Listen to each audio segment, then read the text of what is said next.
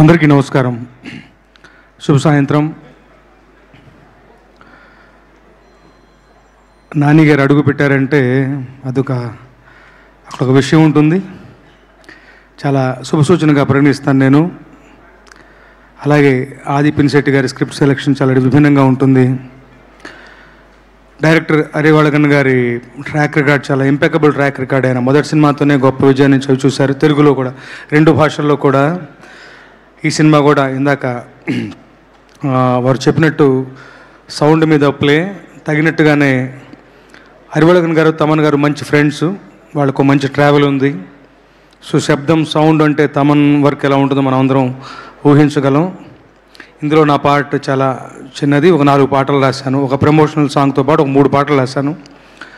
3 పాటలు, ఒకటి ఇందాక మీరు చూసిన నేను మిస్ అయ్యాను చూడటం, ఆ పాట ఒకటి, తర్వాత ఇంకొక మాయా మాయా అనే సాంగ్ ఒకటి, తర్వాత నాకు చాలా నా మనస్ఫూర్తిలో ఉన్నటువంటి కొన్ని భావాలను ఆవిష్కరించుకునే ఒక వీలు కల్పించినటువంటి పాట సిమ్రాన్ గారి మీద పిక్చరైజ్ చేయబడుతుంది. చాలా కీలకమైనటువంటి పాట. సో నన్ను అదర్ దాని చిత్ర గారు పాడారు. ఈ ఆల్బమ్ పట్ల నేను చాలా సంతృప్తిగా ఉన్నాను. ఎప్పుడెప్పుడు ఈ జూక్ బాక్స్ వస్తున్నాను ఎదురు చూస్తున్నాను. అలాగే ఒక సినిమా రిలీజ్కి ముందు తయారైనటువంటి ప్రోడక్ట్ అందరికీ ఎగ్జిబిటర్స్కి అందరికీ చూపించి అందరూ సంతృప్తికరంగా చాలా బాగుందన్నటువంటి ఫీడ్బ్యాక్ తీసుకుని ఆ కాన్ఫరెన్స్ సినిమా రిలీజ్ అవబోతుంది. ఈ ఫిబ్రవరి 28న ఈ సినిమా రిలీజ్ అవుతుంది.